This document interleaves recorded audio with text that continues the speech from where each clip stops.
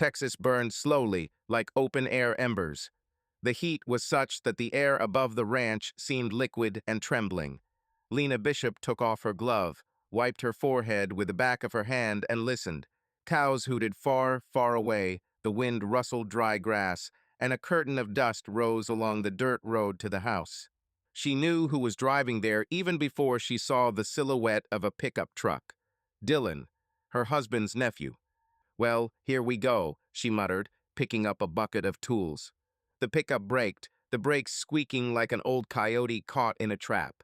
The door slammed, and a tall guy in faded jeans and a sleeveless t-shirt stepped onto the ground shoulders as if hewn with an axe, a heavy steel-colored gaze.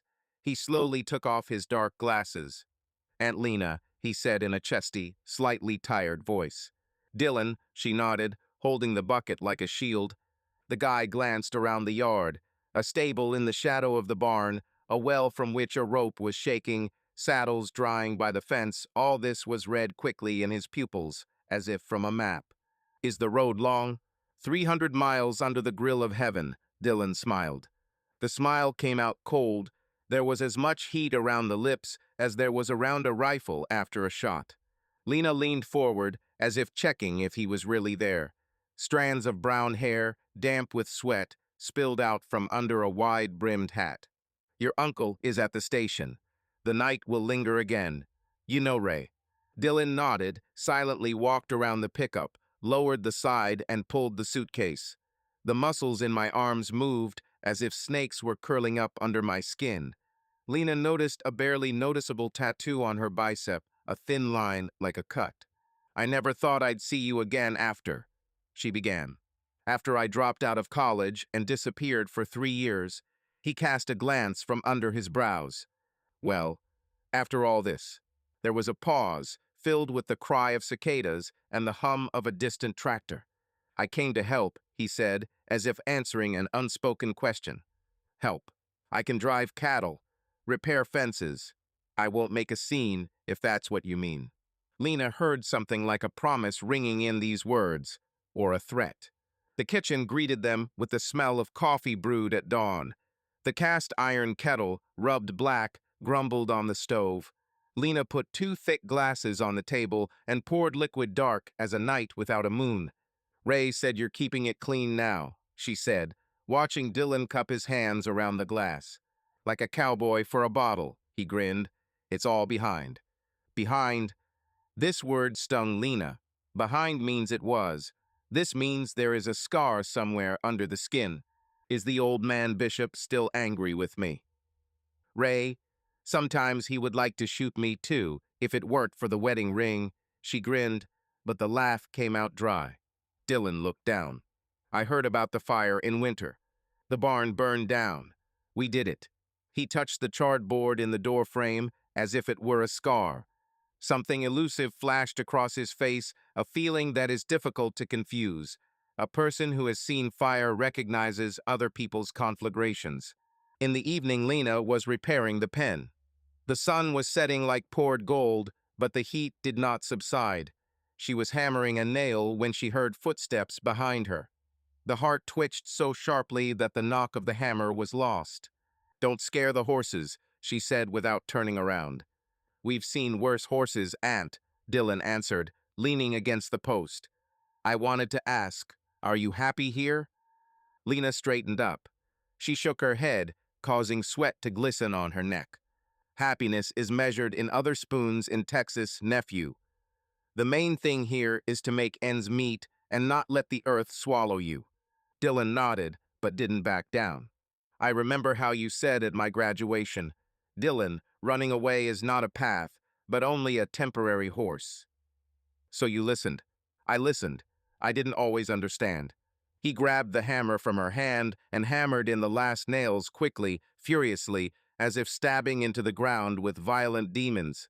Lena looked at the forearms, at the curve of the muscles, and felt a warmth rise in her chest, not from the heat, but of a different kind. "Thank you," she breathed. He spread his palms. "This is my home, if you and my uncle don't mind." But in these words something else was heard. "Here is my war. Here I buried something dark."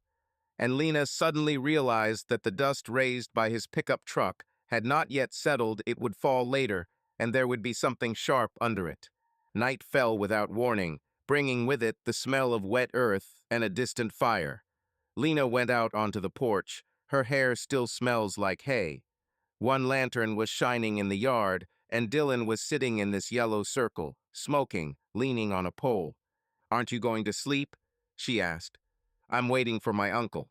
He'll be back in the morning." Shootout near the district border spoke on the radio. Dylan looked up.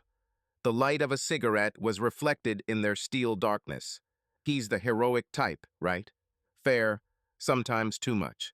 The silence was cut by the dull growl of a coyote from afar. Dylan put out his cigarette and stood up. Aunt Lena. She noticed that this was the first time he had called her by something other than her name. There was something heavy, unbidden in the voice. "I'm not here just for the cattle." The words froze in the sultry air, like a fly landing on the glass of a lamp. You can hear the wings beating, but you can't see the fly. Lena slowly swallowed her saliva. "We'll figure it out," she said hoarsely. "With us, everything has its time. Rain, harvest, truth." Dylan stepped closer. He only needed half a step to get dangerously close. Whisper. "There are things, Auntie, that are born at night and die at dawn, if you let them." The sound of hooves saved them both. A horse emerged from the darkness Ray's black gelding. The sheriff jumped down, crunching his knees heavily, and took off his hat. In the beam of the flashlight, he seemed like a giant broad-shouldered, tired, but not yet broken. "Lena, is there water?" A voice as if polished by sand. She nodded, breaking the invisible thread in front of her. "Dylan," Ray turned around, his eyes narrow slits. "Glad I made it. There are rumors from the south that you brought problems." Dylan stood up in a military manner. "Only your own hands and debts to your own skin, Uncle." The sheriff paused, weighing his words, then patted the guy on the shoulder. "Tomorrow we'll see how you stay in the saddle." And he went into the house, leaving behind a trail of fatigue and the smell of gunpowder. Dylan looked out the window after Ray, then at Lena. A thin smile touched the corner of his lips, as if he was guessing something that no one knew. Lena felt her insides squeezed by an icy hand. Danger came to the ranch in a dusty pickup truck, with a hard look and a scar line on his bicep. She knew this guy was causing a storm, and she knew what she shouldn't have known. A thunderstorm does not always destroy. Sometimes she revives the earth. But before the first thunder strikes, you need to wait for silence so thick that you can hear someone's heart breaking. Lena smiled at Dylan barely noticeably, either in greeting or in warning, and followed her husband into the house, leaving her nephew alone under the starry sky, which seemed to be just waiting for a new lightning strike. Of course, here's an expanded version of your passage. I've kept the gist and atmosphere, but added more detail, depth to the descriptions, and a little more sense of space and emotion. The sheriff's huge pickup truck roared to life before dawn, when the sky was just beginning to turn silver over the crest of the hills. The engine rumbled like an awakened animal, and at that moment the silence around the farm, fragile, nocturnal, cracked at the seams. The headlights cut through the fog that spread across the lowlands thick and heavy, like spilled milk not pure, but with the dust of the roads and the echoes of other people's footsteps. It swirled around the legs of the trees and licked the ankles of the wooden fence posts. Lena stood on the porch, barefoot, on the chipped boards that had frozen overnight. Old knots creaked under her feet. She was wearing only her husband's shirt, heavy, warm from the thick fabric, absorbing the smell of smoke, as if he was still holding her in his arms by the fire. There was something wild and comforting about that smell. Smoke from a fire, old leather, a trace of metal. And the leather handcuffs not in the sense of a game, but as a reminder of his profession, of who he was on this side of the law. John Bishop, or just Ray, as they kept calling him at the station, as if the past would not let him go, was digging in the back of the pickup, checking the rifle. His movements were polished, almost mechanical, but behind this external confidence hid fatigue. He carefully placed the gun behind the seat and looked around the inside of the cabin leather seats, a radio transmitter screwed to the dashboard, a dark thermos with the same black coffee. 2 days, no more, he said over his shoulder without turning around. Lena did not immediately understand that he was for her. John's voice sounded harsh, but there was a promise in it return. She nodded, although she knew he probably didn't see. Are they shooting at the district border again? She asked, squinting from the headlights. Caravans, he answered wearily. We need to escort the marshal to the South Bridge. From there, we will go west, take a sector, and return. Phone reception in the mountains is worse than an old hunting dog, so don't wait for calls. He tightened the holster strap, clicking the clasp. The metal clanged quietly but ominously, like the final touch before going on duty. He finally turned to her and looked out from under the wide brim of his hat. Do you get along with Dylan? He works silently, Lena said, and quietly hid her hands in her sleeves. The morning was icy, but the trembling did not come from the cold. The guy needs a firm hand, John muttered. He was already sitting in the cab, the key turned on the ignition. If he starts acting weird, set the dogs on him. The door slammed shut with a dull thud, like the end of a conversation. The pickup slowly rolled forward, drove past the old stables now empty, only the wind rustling the straw, and disappeared over the hill, leaving behind a strip of light, which was quickly eaten up by darkness. When the last sound of the engine faded, a rare, almost unusual silence stepped into the yard. She didn't just step on, she entered like a living creature, careful and heavy. The silence that always came when John left, as if the house, having lost its owner, sighed with all its creaky essence and froze. Floorboards, windowsills, old beams, everything seemed to be holding its breath. Lena stood for a long time, peering into the darkening horizon, in which the sun was soon to appear. She knew it would be a long day. By noon, the temperature had risen so high that the roof of the barn rang like hot iron. Lena herded the cattle to the northern stream, driving twigs into the parched ground. The sun burned through the fabric of the shirt, and the fabric stuck to the skin like duct tape. At the other end of the pen, Dylan was tightening the wire on the supports. The movements were sharp, stubborn, as if he were trying to tie not the boards, but his own thoughts. When the shadow from the barn lengthened a little, Lena brought him a bucket of water. Drink. Doesn't it give you a headache? Dylan set down the tongs and wiped his chin with the back of his hand. It doesn't hurt any more than memories. He chuckled and drank from the bucket. Be even more mysterious, she muttered. He looked at her carefully, too carefully for a nephew. You and your uncle have always been stone to stone.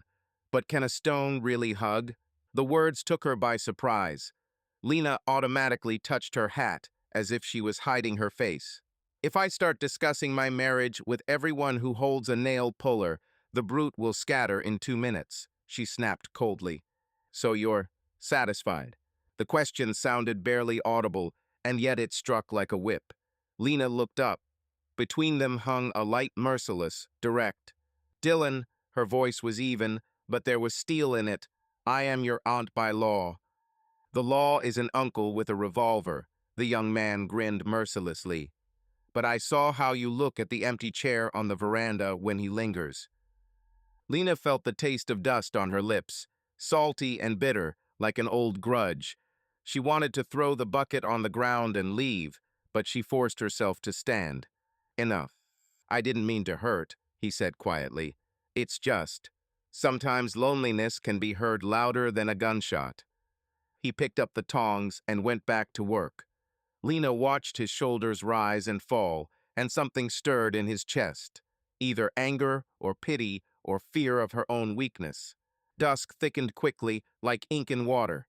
The stables smelled of oats, hay, and horse. The air there was slightly cooler than outside. Lena came to check the harness on Bronco, John's wayward gelding. When the door creaked, Dylan, who was standing at the stall with a hay fork, turned around. I'm finishing, he said. But in the eyes, there is a shadow of the morning conversation. Lena threw the reins over the hook and turned to face him. You said too much today, and you nothing. He leaned his back against the wooden partition. Maybe fear dried up the words. Lena took a step and held back. My heart was beating in my throat as if it was trying to get out. I'm not afraid. No, Dylan chuckled. Then tell me why your fingers are trembling. She looked at her hands, a slight trembling, barely, but he was right. Lena clenched her fists. I love my husband. I have no doubt. He raised his palms as if he was giving up. But love is different. Sometimes she is like a horse that has not been let out of the stall for a long time. He is strong, but bored, and one day he will break down the door. The words burned. It was as if a kerosene fuse had flared up in Lena's chest. She stepped even closer and hissed, Don't touch my door. Dylan bowed his head, his hair falling across his forehead. Okay, but the creaking of the hinges can already be heard. He put away the pitchfork, pushed his hat back on his head, and walked out, barely touching her shoulder with his shoulder. The touch is almost weightless, but it is precisely such touches that leave the deepest scars. The house cooled down by night, as if after a storm. Lena closed all the windows and hung wet towels to catch the heat. The silence that was usually broken by John's snoring now stretched out in a long, bitter thread. At midnight, she sorted through the papers on the kitchen table invoices, grain bills, but the letters were blurry. Somewhere outside, a coyote was answering the owl, and in every sound there was a different threat than when the husband was at home. A little later, the gravel crunched barefoot steps. The bathroom door clicked. Lena raised her head. Dylan. She did not move, continued to draw numbers with a pencil, but her ear caught every sound. First the creaking of a faucet, then a steady spike of water. The house froze again until a muffled groan passed through the thin walls. Lena stared at the blank page. A hot wave shot up above the collar of my nightshirt. She decided to paste the report into the folder, but her movements became clumsy and the pencil rolled to the floor. Another sound, a muffled sigh, lingering, as if someone was slowly letting go of pain. Or she took it. Lena stood up. She stepped into the corridor, not understanding why. The shower door was lowered, leaving a knife-thin gap between the frame and the door leaf. Behind her is a cloud of steam, and in it is a silhouette. The shine of a wet shoulder, the bend of an arm. She saw the muscles appear under the skin, flare up and go out along with her breathing. Her heart beat so loudly that it seemed to be heard in the neighboring district. She had to go step back, close her eyes, pray that no one would notice. But my feet grew to the floor. The water flowed furiously. Dylan rested his palms on the tiles and sighed heavily. Dull, muffled moans gripped Lena like a slug of cold guilt. At that moment she felt a whole sea of forbidden words, those that cannot be uttered even to oneself in the dark. Suddenly, the sound of water stopped. Lena shuddered and stepped back, pressing her back against the wall. Another second, the door opened wider. The air came out in a steamy cloud, and Dylan appeared in it, wrapping a towel around his hips. Under wet eyelashes, his eyes looked darker than night. He saw her. He wasn't scared, he wasn't embarrassed, he just froze, letting the seconds ring between them like iron in the wind. Then, without blinking once, he walked past, so close that a drop of water fell on Lena's foot hot as ash. His door creaked in the corridor. Lena remained in the semi-darkness, leaning the back of her head against the cool wall. There was a pounding in my ears, as if someone was punching me from the inside. She ran her hand over her face and felt tears not crying, but her body's reaction to the unbearable heat. She went to bed late, but sleep did not come. The spicy smell of male skin, wet steam, all this swirled in her head, even though she forbade herself to remember. Lying in canvas sheets, Lena listened to the house, the clicking of boards, the wheezing of a fan, the breathing of another person in the next room. And every sound reminded me that here, under one roof, two strange animals lived, connected by a family name, but separated by an abyss. At 3 in the morning, the rain began to patter short, infrequent, as if the clouds had fired a couple of shots into the desert and rolled on. Lena walked out onto the veranda barefoot. The air smelled of wet dust. In the distance, lightning illuminated the horizon and thunder rumbled muffledly. The first coolness in a week, but inside her home remained red hot. She imagined John's figure somewhere on the ridge of hills, bony and reliable, whose shadow covers the entire ranch. But nearby, in the darkness, another shadow loomed taller, younger, rebellious. And between these shadows stood Lena Bishop, a woman who always thought that the truth was simple. You must keep your word, love your husband, defend your own. Simplicity turned fragile like a glass spur. She closed her eyes, breathed in the ozone-scented air, and whispered to herself, "Morning will judge." But the heart only rushed in response, like a wild horse recognizing the smell of fire. The solar disk that appeared above the line of hills was paler than usual, as if he, too, felt a cold snap that would not bring relief, only the first withdrawal before the storm. Lena looked east and knew. 2 days is an eternity if there is silence in the house, and the first, icy suspicion that your heart no longer belongs to the one who wears your ring on his finger. She threw John's jacket over her shoulders heavy, smelling of tobacco and gun oil, and went to feed the horses. Every step made the ground tremble, as if the ranch, in its own way, heard her secret thoughts and was preparing for the retribution that any unrestrained fire one day brings. The day at the ranch began strangely quietly, as if even the cicadas had taken up positions and were waiting for someone to shoot first. Lena woke up in the dark. The ceiling sparkled with a pale yellow stripe where the boards did not meet. Most clearly, she heard her own heart. The night before, it had pounded like an exposed wire in her chest as she stood at the shower door. Now it was knocking dully, like a nailed-up chest in which too many names were hidden. She went down to the kitchen barefoot, in a shirt that reached her knees. Dylan was already sitting at the table, sharpening a folding knife on his belt with his palm. The tip of the blade gleamed crimson in the pink light of dawn. "Did you sleep?" she asked without looking up. Like a young coyote sniffing a trap, he responded and ran the blade along his nail, a whistling sound of metal, clear as mountain water. "And you, Aunt?" Lena took out a mug. His hands trembled barely noticeably. She hid her trembling by pretending to look for coffee. "A couple of hours is enough for me. That's the way it is here." Dylan chuckled. "There's a lot going on here. Over the years, order ceases to be domestic. It becomes prison-like." Lena finally met his gaze steel on steel. "If you think this is a prison, the door is there." She nodded towards the porch. "Prisons are not in the walls, Aunt Lena," he answered, folding the knife. "They are people. For some reason, I need to go through mine." He got up, threw the jacket he had left to dry on the back of a chair over his shoulder, and walked out into the morning haze so quietly as if he had been part of this house since birth. Lena looked at the broad shoulders and remembered other shoulders a little lower, a little softer than bone. 7 years ago, the hot air of Texas was the same, but Lena bore a different last name, Evans.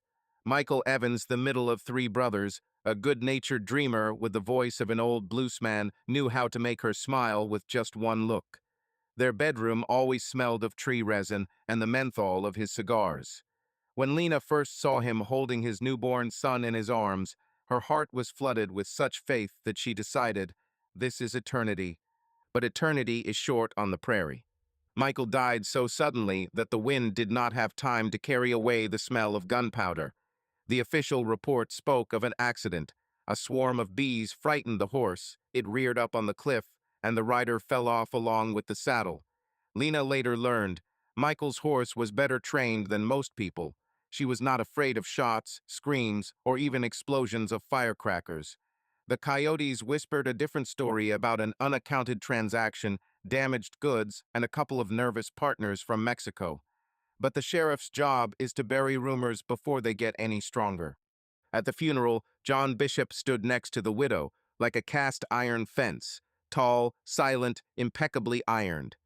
"Protected," he whispered, taking the crumpled gloves from her fingers. Then Lena felt cold for the first time, not from the wind, but from John himself. Cold of power. Dylan, 15, sobbed into his uncle's shoulder as the priest read a psalm. John stroked his nephew's head like a child, although it had long stretched up almost to the sheriff's chin. At that moment, Lena saw in the boy's eyes not only grief, but also a shadow, a vague question. Why did you stay instead of your father? Death broke the routine. John appeared in the house every evening.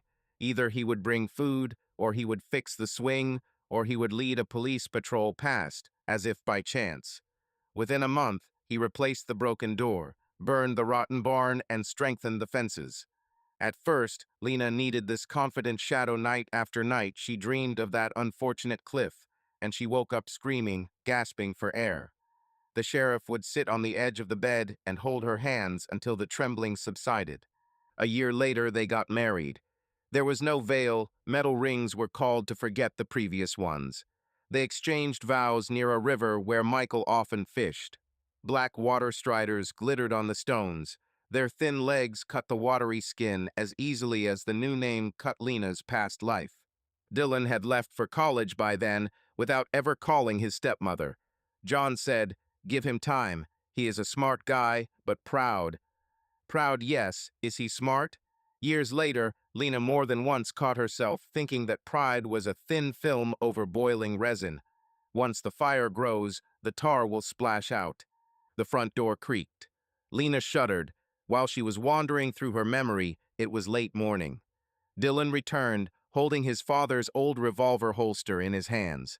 The leather was cracked, but had been carefully cleaned like a family heirloom. "I found it in the barn behind some old saddles," he said, rolling the thing in his palms like a snake. "Did you recognize it?" Lena nodded slowly. "John put it there. I said it's too early for you to hold your father's weapon. I was 16 then." Dylan glanced briefly. "It's 23 now. Is 8 years for now?" He placed the holster on the table. Fingers stroked the seams for a long time until they found a broken thread. "Tell me honestly, do you believe that his horse broke on its own?" The silence between them stretched like a cracked spring. "I don't know." Lena heard her own voice, but as if from the other end of the corridor. "You knew my father better than anyone." Dylan put his palm on the table so that the tip of his little finger almost touched her hand. "But you married your uncle in less than a year." Crossed it out quickly. Lena pulled her hand back as if her skin had been burned. "I don't have to explain myself. Let's see." He stood up. The dawn sun hit forehead to forehead, cutting a shadow into the floor. "We have 2 days ahead. After all, a family vacation without a sheriff." He went out into the yard, leaving her again among the smell of coffee and long-forgotten prayers. Lena pressed her palm to her lips, trembling, the subtlest cold, like a needle under a nail. "You knew, and still." The afternoon turned out to be windy. The gray edges of the clouds rolled south, driving the heat to the ground. Lena hammered nails, sorted through the hay, everything just to not think. But the wind brought the smell of dry leather, the same as that of a worn-out holster, and the memory became thicker than the air. She found Dylan at the old water tank. He stood on the stairs, changing the hose. From below, she saw a sweaty torso, a trail of water running between the shoulder blades. "Why do you need this holster?" she shouted over the wind. He didn't turn around. "To remember. Remember how Michael loved to shoot. Remember who took my father from me." Dylan came down, his feet tapping on the iron. They found themselves face to face. Lena felt her knees rubbing against each other under her jeans. "Do you think it was John?" "I don't think anymore." He leaned closer. The conversation from under the wind became a whisper. "I know, and this knowledge has burned me all these years." He took an old, wrinkled paper envelope from his back pocket. He held out.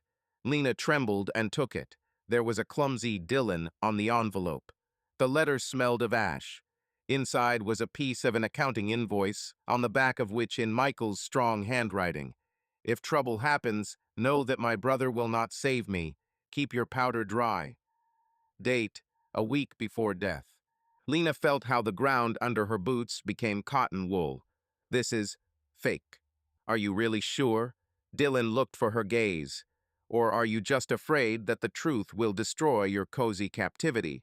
He left the envelope in her hands. She squeezed it until it crunched and went to the stables. Lena watched his back straighten, and the word captivity tore the tissue of her lungs from the inside. In the evening, the sky thickened into a heavy lead roof. Lena sat on the veranda, twisting the letter. Every now and then a scene appeared in my mind. Michael was sitting at the table, writing these words, looking around, as if the devil himself was standing behind him. My brother will not. Right. John then explained in his own way. Michael got involved in bad things. I tried to pull it out, but it was too late. He always spoke in straight lines. The problem with straight lines is that they rarely show what's around the corner. Lena stood up. A gust of wind stirred up the daytime weeds and waved them like banners. She went to the barn. The inside smelled of diesel fuel and dust. Hidden in the corner, on the top shelf, was John's safe old shabby, but invariably locked with a rotating disc. Lena knew the combination the date of their wedding. Click. Inside is a .45 pistol, documents, and a brown journal of notes. She pulled out a magazine. The pages are covered in block letters, places, numbers, names. Evans M., date of death, then heading in red. Distribution of lime fodder, connections with smuggling abroad, and a note, the object is too hot. In case of escalation, elimination through the cover of the natural area. Lena gasped. Tears appeared instantly, but she wiped them away with her sleeve. The barn door clicked as Dylan walked in, holding a lantern. The light hurt Lena's eyes. She picked up the magazine. Are you looking for this? I knew where he was hiding the documents, but I didn't have access. Thought you'd turn the key. For several seconds, they looked at each other in silence, two people holding the scales of fate in their hands. Finally, Lena spoke. If this is true, I lived with a murderer. You lived with a man who took what he always wanted. Dylan's voice trembled. And I have to decide whether I'll take what's mine. The wind crashed into the barn wall, rattling the boards. The old lamp above the door swung, throwing a shadow like a bridle. Lena closed the safe, keeping the magazine in her hand. This is not a reason to start a war, Dylan. Reason? He stepped closer. Have you heard the expression, blood debts? This is not my invention. This is Texas. Texas is not the law. No, the guy agreed, but he dictates his truth. He took the magazine from her fingers and pressed it to his chest. I didn't come back here for the cattle. I came back for this. And what next? Dylan looked down as if a plan was laid out below. Next, I'll pull the sheriff out of his stone tower. Lena felt the taste of blood on her lips. She bit so hard that the skin burst. Will you kill him? Will you protect me? The question fell between them like a spur in the sand. Lena staggered. Every nerve screamed, live. Nevertheless, she found the rest of her breath to say, Dylan, I loved your father. But you sleep with his brother. She hit him on the cheek. The clang sounded like a saucer had fallen. Dylan didn't pull back, didn't grab his face, he just opened his eyes wide, where he'd been hiding for 8 years without sleep. He walked out, and the sound of his footsteps died down, leaving her with the roaring wind and an old magazine that burned her palms more than fire. The heat hit the ranch with new fury, as if the sky had decided to burn away the remaining doubts along with the dry grass. By midday, the air was as thick as molasses. Every movement required effort, and the cicadas chirped so loudly that it seemed as if they were about to crack from the effort. Lena spent the morning at the pen with the young animals, trying to distribute the water, but the wooden barrels were emptying faster than the sun could circle the sky. Towards the middle of the day, the wind carried a sharp, nervous nay a high, rending cry in which fear was heard. Lena raised her head.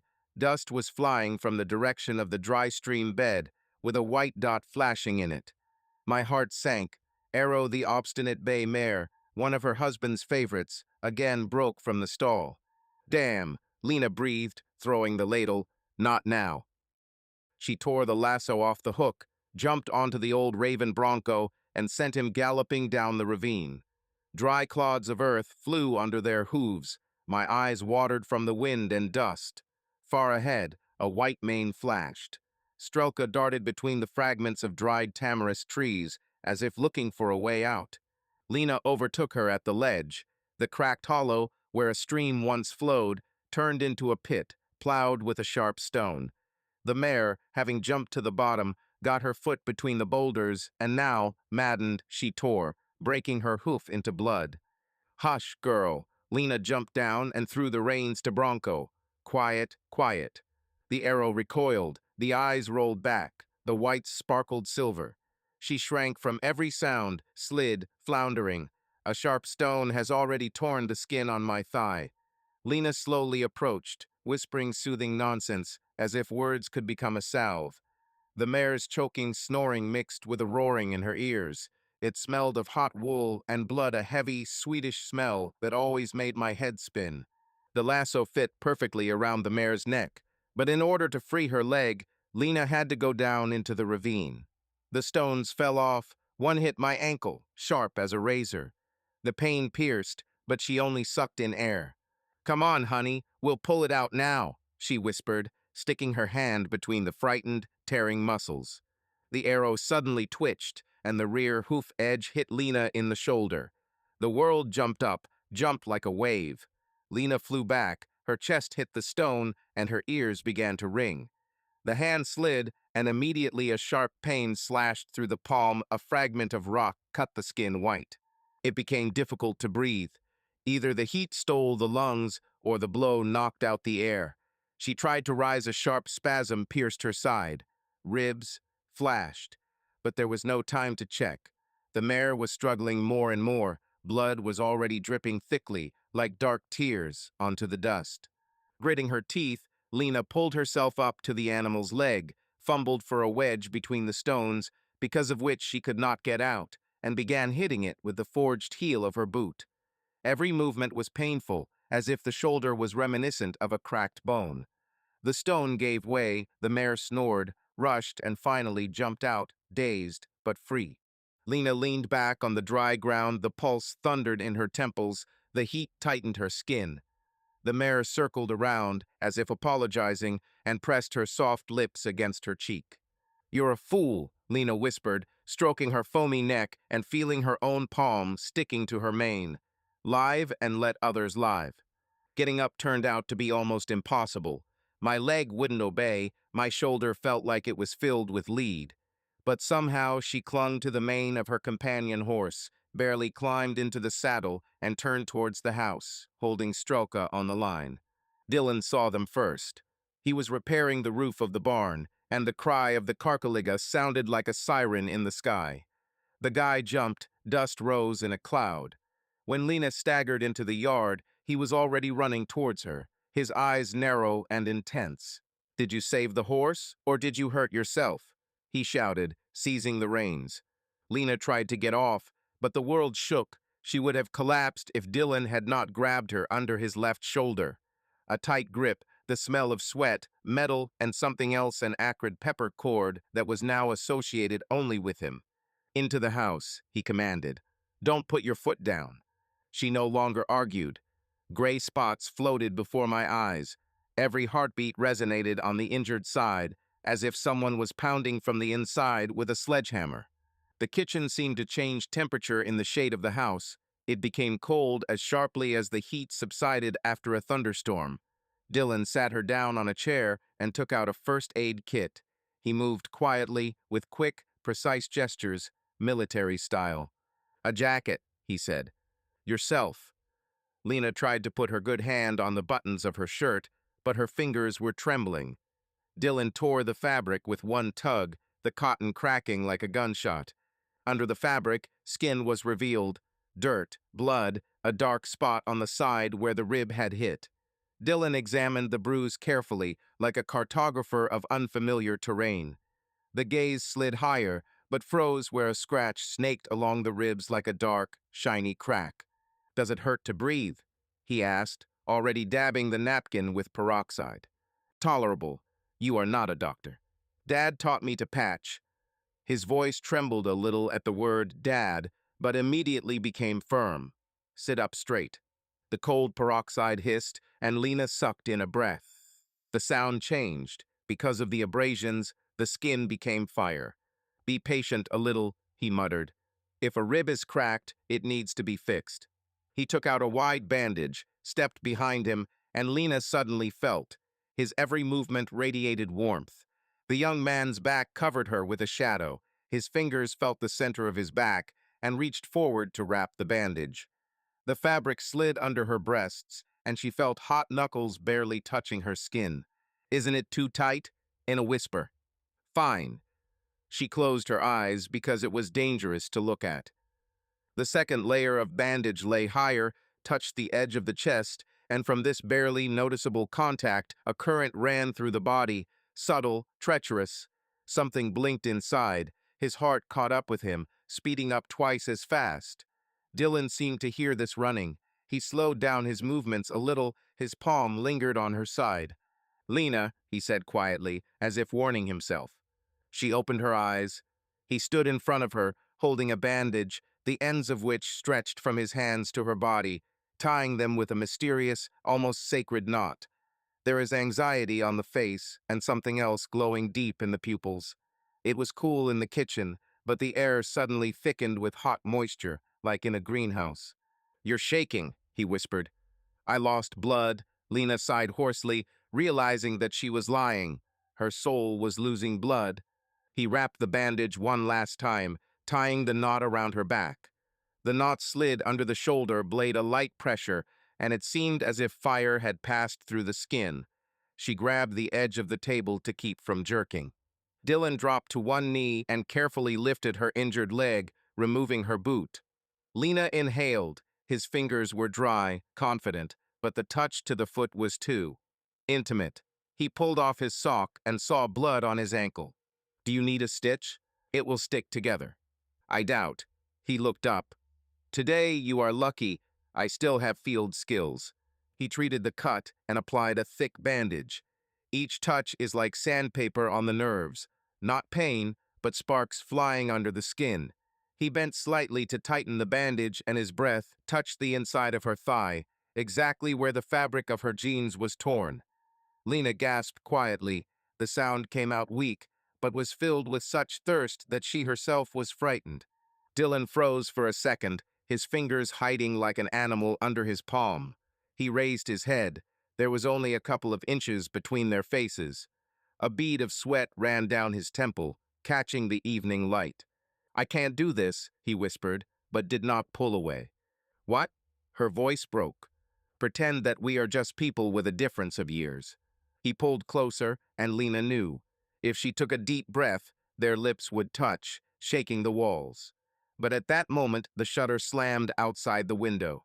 A gust of wind threw dry dust onto the glass, reminding, the house is not a desert where laws do not exist. Dylan lowered his head and sucked in a breath through his teeth. He carefully pulled the sock back on and helped him put on the boot. Then he stood up and took a step back as if he was building a barricade from a distance. "You rest. I'll look again in an hour. Drink a lot of water in small sips." The voice is even almost. But a string vibrates within it, tuned to the same note as her blood. Lena saluted with a weak smile. Dylan left without looking back. The kitchen door closed quietly, but the sound slammed right into her sternum. She looked down at her chest, bound with a bandage. It was beating, stronger than before. Dusk crept up slowly, countingly.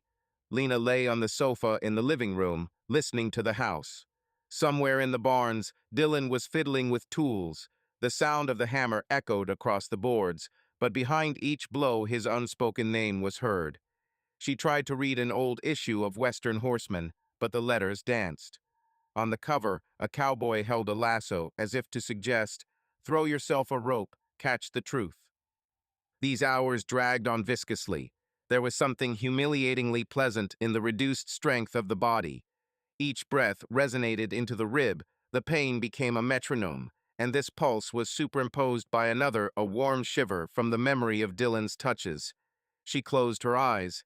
Yes, it was not sex, not even caress, but desire flared up like an abandoned fire that was given oxygen. Suddenly, a dog barked in the yard. Then a deep, menacing roar of the engine. Lena sat up, the pain shook her. Through the window, a swirl of dust and familiar headlights could be seen as the sheriff's old Dodge entered the gate. "John is back." Dylan appeared on the threshold of the barn, wiping his hands on a rag. Lena saw their silhouettes, one large, confident, the second lean, tense. The engine stalled, and the yard became crowded with silence. John was the first to step towards his nephew. The moon, still pale, illuminated his face. fatigue lined, dark circles under his eyes, but his gaze was still sharp. He asked a question. Lena didn't hear the words, but with a stiff wave of her hand, she understood. He was talking about housekeeping. Dylan answered briefly. Then John glanced quickly around the yard, like a predator's territory. Lena involuntarily retreated behind the curtain, but it was too late. The sheriff caught her silhouette. For a moment, their gazes met through the glass. The husband's blue eyes narrowed, as if he saw the wrong stroke in the landscape that he always knew by heart. He headed towards the house. Dylan paused for a second, touched the car as if collecting his thoughts, then followed his uncle. Lena stood up, took a deep breath, forcing herself to take a vertical position. There was a painful tug in my chest, but it was useful. The pain cleared my facial expression. The door swung open and John filled the doorway. The smell of the road, hot asphalt, gun grease, subtle gunpowder smoke. Lena smiled, reservedly, like a wife who has nothing to hide. "What's wrong with you?" Instead of a greeting. He noticed the bandage and stepped closer. "Rib?" "The arrow fell off," Lena said evenly. "Rock, fall, no big deal. Sparrows that are shot cause less damage to themselves," he muttered and felt the edge of the bandage with his thumb. "Do you need to call a doctor?" Dylan processed it. The word Dylan hung between them like the scent of a thunderstorm. John turned around. His nephew was standing in the corridor, leaning against the door frame. He looked calm, but there was an evil twinkle in his eyes, as if he didn't want to leave them. "Good job," the sheriff said. "Learned from the best," Dylan answered quietly. The pause grated. Lena felt a spark jump between them, not the one that attracts, but the one that portends a fire. John moved his nose as if he smelled ozone. His gaze slid over the bandage, over the torn shirt, lingered on the unbuttoned buttons, then on his wife's face. "You're hot," he said, looking as if he could see through the skin. "It was a bad afternoon. We'll go to the dock in the morning." He turned to his nephew. "Give me some water." The tone allowed no objections. Dylan pushed away from the door frame and walked past Lena.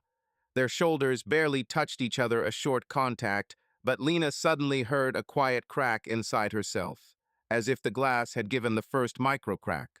John sat down at the table, took off his hat, and put it next to him as always. But he moved more slowly than usual. His eyes scanned his surroundings again. Lena noticed how he looked over the floor, over the sofa, as if looking for an invisible thread. "Did something happen during these 2 days?" he said. "It's work, it's hot. I changed a couple of boards at the barn," Lena answered. "And he saved the horse," Dylan added, placing the glass in front of his uncle. The voice was even, but the note of pride sounded as if the merit was his. John raised an eyebrow. "Did you grieve greatly?" "The mare would have expired," the nephew said shortly. Aunt pulled her out of the crevice, although she could barely stand. The sheriff took a sip of water and tapped his glass. His gaze became softer, but not warmer. "Thanks for looking," he said. "Family is when someone lends a shoulder in time." Dylan smiled at the corner of his mouth, as if he heard mockery in the word family. "Of course, uncle." Always happy. Lena watched as the two men walked around each other, circling like bulls in an arena. One is experienced, heavy, confident in strength. The other is flexible, young, with a sparkle in his eyes. Sparks flew even in silence. "I'll go check the stables," Dylan said. "The dog is a little nervous. Maybe coyotes are roaming around." John nodded, but watched him until he disappeared out the door. Silence filled the room. Lena heard her breathing and the roar of blood that did not subside. "He has changed," John said quietly. "Growing up," she answered. "No," the sheriff shook his head. "Not only that. There is something wary about him, as if preparing for a jump." He raised his hand and stroked Lena's cheek, a gesture so familiar that she had not thought about it before. Now her husband's touch seemed colder than usual. "Rest. It's going to be a long morning," he said. He got up and took his hat. "I need to clear up the reports." He went into the office. The door closed, but even through the tree Lena felt that his gaze remained here in the room, watching. She exhaled heavily. In the distance, behind the walls, A hammer clanged as Dylan nailed a new board. With each blow, he seemed to answer John, "I'm here, do you hear? I'm not going anywhere." Lena closed her eyes. In the air between these sounds, new energy was born. The same spark that is enough for one thunderstorm to sweep away old walls to the ground. She didn't know who would turn her into flames first, but I felt in my gut. The night would be long, because the shadows in this house had become flesh. In one room is the sheriff, wary like a wolf at someone else's fire. In another, a nephew carries a hammer to hit more than just nails. And between them is a woman whose skin is trembling from wounds and from the heat that cannot be drowned out by cold water. Outside, a lantern on a pole swayed, a long shadow ran along the wall, connecting all three figures into one framed silhouette. The house seemed to hold its breath, listening to the dust clicking under the ceiling. And this clatter is like a countdown, to a whisper, to the first scream, to an explosion that can turn a spark into lightning. The sun had just tilted towards the west, and the heat still held the earth in its fist. During the last 3 days, John's Dodge lifted off its back like a steel coyote and rushed along the highway towards the neighboring county. Emergency called 2 murders on the New Mexico border. Sheriff Bishop left a short order. "I'll be back in 3 days. Take care of your household." He nodded to Lena a little longer than custom required and glanced at his nephew. He responded with a calm "sir" and, as always, silence. When the engine disappeared over the hill, silence came out of the barns, like an animal from a cage. Lena stood at the porch and felt. These 3 days were like an abyss, pulling her under her feet. She turned to the fields. The sun was melting the distant fences, making them a mirage. Everything seemed unsteady, the boards, the dust, the very structure of their life. In the evening, when the stifled air finally gave way to the wind, Lena found Dylan in a large barn. He was repairing a baler, the leather glistening in the flashlight. Moths were hovering under the ceiling, and an old Rubens radio was humming, from which the horse Buddy Haley howled. "I'm seeing horse fever," she said as she entered. "Mechanical," he corrected, wiping his hands on a rag. "Tomorrow I want to finish with the field." Lena showed a bottle of bourbon, in honor of the fact that no one else fell into the hole. "Whoever saves the horses gets a drink," Dylan grinned. They sat down on overturned hay bales. The smell of dry grass was thick, warm, like fresh milk. It had a hint of cinnamon bourbon. Lena took a sip first. It burned under her ribs, but it felt good. She handed over the bottle. Dylan drank slowly, his gaze wandering in the darkness like a hunting light. "Uncle kept looking for the smell of a thunderstorm yesterday," he said. "And what?" Lena squinted, her half-smile wavered. "Sometimes the thunderstorm is already inside the house," he answered, returning the bottle. They laughed, and the laughter turned out to be nervous, sparkling like the light of a cigarette in the dark. The music changed, the old blues about love, which is more painful than the crack of a whip. The evening wind rushed through the cracks of the wall, bringing the aroma of wild mint. Lena took off her hat and shook her hair. It fell in a wave down her back. "How long will it take to wear the bandage?" Dylan asked, his gaze briefly flicking to her side. "See you tomorrow," she shrugged. "The doctor would say longer, but the doctor doesn't have a herd." "Will you show me?" "Quiet." She froze. The question was not medical. A string of completely different music vibrated in the voice. Lena stood up. Slowly, she unbuttoned her shirt and pulled back the edge of the bandage. The bruise blurred purple-blue, the skin was swollen. Dylan reached out with his fingers, not touching, almost reverently. "Hurt? Not now," she whispered. It was as if the last bolts had fallen with these 2 words. He carefully ran the backs of his fingers from her rib up, along the edge of the bandage, then down to where the fabric of her jeans met the bone of her hip. The touch was the lightest, but Lena felt her inside shrink, as if fire had touched dry grass. "Cigarettes?" she suggested, so as not to choke. The hand reached to the shirt pocket, where there was a pack of Lucky Strike. Dylan grabbed his wrist. Skin to skin, a tremor shot through her stomach like an arrow. "I don't want to smoke," he said. "I want to hear from you." The words were simple, but they contained more than a request. Lena looked up. The gray light of the lantern outlined his cheekbones and made his eyes appear almost black. There was less than a palm between them, and the silence around suddenly settled heavily, the way ashes settle after a fire. She turned her hand, not to take it away, but to intertwine her fingers. Their hands clasped together, and the movement sounded louder than any clap. Dylan pulled her closer, and their lips met carefully at first, as if they were testing the temperature of the Wyoming water, but after a moment they grew into flame. The kiss was not a caress, but a throw, like a collision of two mad mustangs. Lena felt the hot skin of his neck slipping under her fingers, like her own heart was trying to break her ribs from the inside. Tongue met tongue, and her mouth felt bittersweet, like whiskey. He paused, breathing heavily, forehead to forehead. For years, he breathed, I wanted. Hush. Lena ran her fingers over his lips. No words needed. Dylan raised her hands, hid them behind her head, immediately hugging her wrists not by force, but as a nod of promises. He kissed the lines on her palms, moving slowly, slowly towards the curve of the inside of her arm. Lena threw her head back.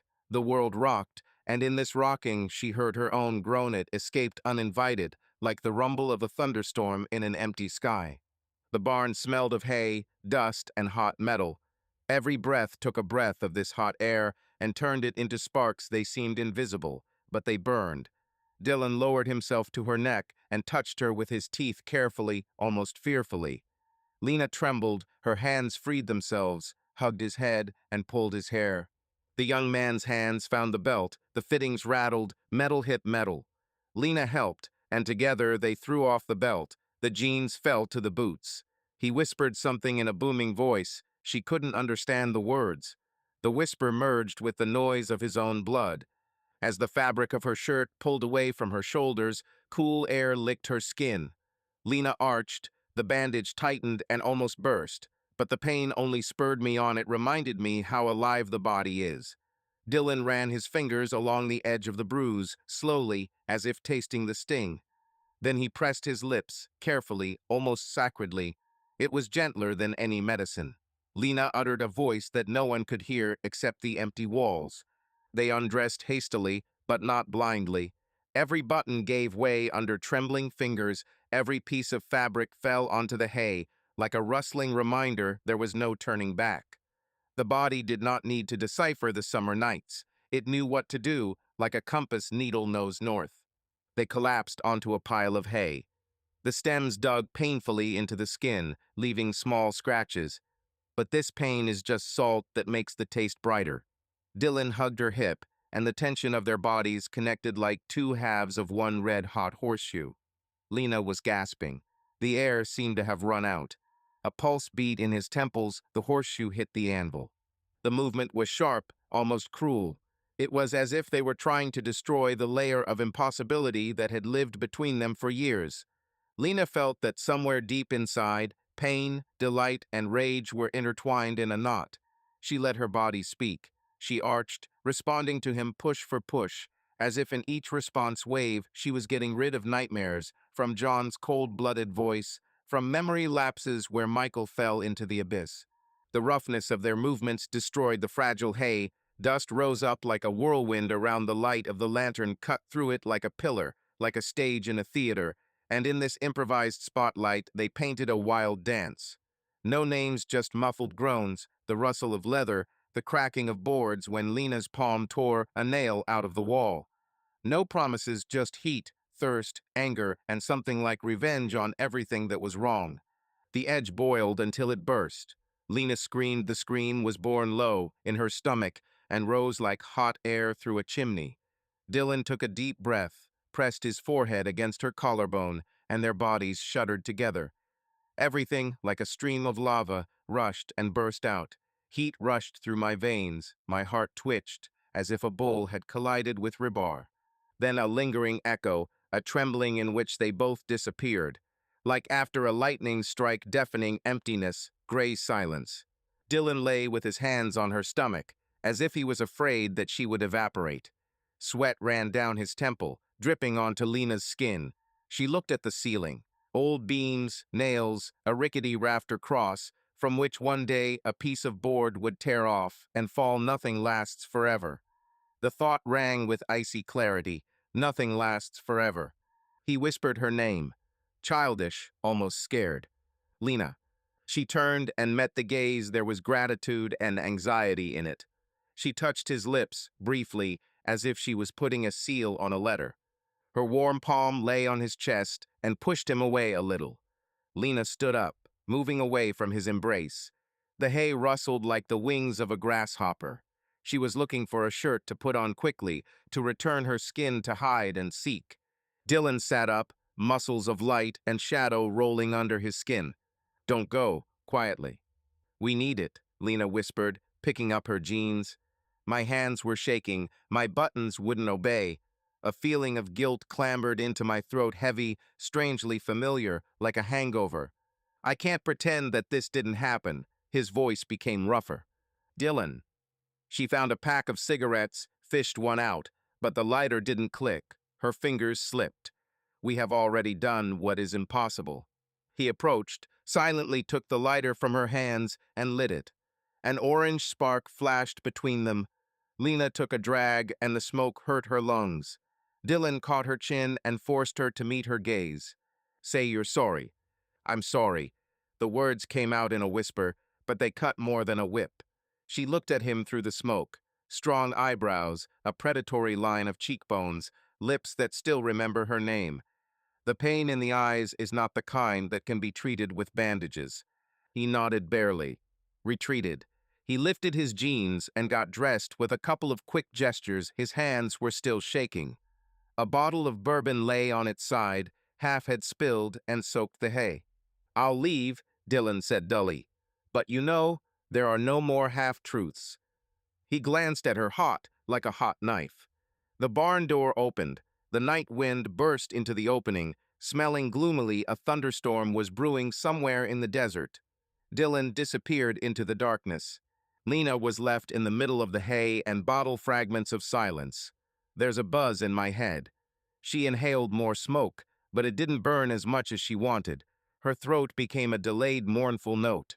A heavy cold was creeping into my chest, pushing away the remnants of the heat. Do I regret it? The voice of conscience has fallen silent. There is no one to answer. She wrapped her shirt around her and buttoned up the first top flap. The others did not budge. The cigarette had burned down and was burning my fingers. Lena threw the cigarette butt into the spilled bourbon. Shhh. A small flame flared up and went out. Guilt mark on the floor. The first gust of wind whipped outside and carried the distant rumble of thunder. Lena stepped out onto the threshold. The sky was torn by lightning, dry, without rain, like the whips of an exiled angel. She rested her palms on the doorframe and closed her eyes. The body was still vibrating lust, shame, pain. Everything is confusing. I remembered John, how he waved his hand from the window of the pickup truck, how his voice was firm when he ordered. I remembered Michael, his smile as pure as the morning wind. Memory, like an old cut, never hurts during the day, but wakes up under the moon. And then, among these shadows, the figure of Dylan grew. He was approaching from the depths of her mistakes, in his hands, the pulsating ball of their common sin. Lena knelt down at the edge of the platform and touched her forehead to the wooden board. Tears did not come. There were too many feelings to give them one form. She just breathed, listening to the thunderstorm begin behind the hills. 3 days. The sheriff will be back in 3 days. Time is like a flickering fuse for dynamite. Either it will have time to burn out and go out, or it will start the fuse to gunpowder. Lena got up and slowly walked towards the house. The wind hit my face, shook my hair, but did not cool the fire inside. Behind them was the barn where the fire started. Warped boards, broken stalks of hay, the smell of bourbon and smoke, everything there would store their first sin, like an altar. It will not disappear even if you burn the room to the ground. The fire inside knows no water. She pulled John's jacket over her shoulders, heavy as a memory. The steps sounded muffled, as if the ground was condemning. On the threshold of the house, Lena looked back. Thunderclouds were bursting with lightning. Each flash cast a crimson color over the roofs. The sky felt like a burn. The Bishop Ranch slept late that night. But the dream was restless. In the cracking of the shutters, in the zoom of the cicadas, in the distant groan of the wind, an echo was heard, the whisper of a split heart, which could no longer be mended by any bandage. A hot southern wind was blowing, and the barn where their sin had once flared up crackled, as if it itself remembered the hot palms on its walls. John returned at night, tired after 3 days of chasing the killers. He didn't wake his wife, just put his boots to the door and went out to the stables. The sheriff was used to checking the ranch before dawn, even before the first cup of coffee. Lena once loved this ritual of his, the step of the heavy owner, the quiet neighing of the horses, the creaking of the gate. But this morning the sound cut a nerve. She woke up from the barely audible knock of the lock and realized her heart did not fall into the same rhythm. John walked deeper into the paddock, examined the locks, then, throwing the bridle on Strelka, noticed something sparkling in the hay. He bent down and picked up a tiny thing between his fingers, a silver drop earring, cheap jewelry that Lena wore around the house so as not to regret losing it. But has she lost it? The sheriff thought. It's not easy for a woman to leave the house at night. It's dusty. There are snakes. Why was the decoration at the very back of the barn, far from the path where saddles are usually thrown? He squeezed the find and hid it in his jacket pocket. The line on his face became harder, as if a wire was stretched under the skin. But he said nothing, not a word, neither to Lena nor to his nephew, who soon went out to the barn, greased the door hinges, and, noticing his uncle, sent a polite, "Good morning, sir. Is everything calm?" John nodded, but his gaze glanced at Dylan's movements. His gait was too free. His shoulders were straightened as if the young man had grown another inch.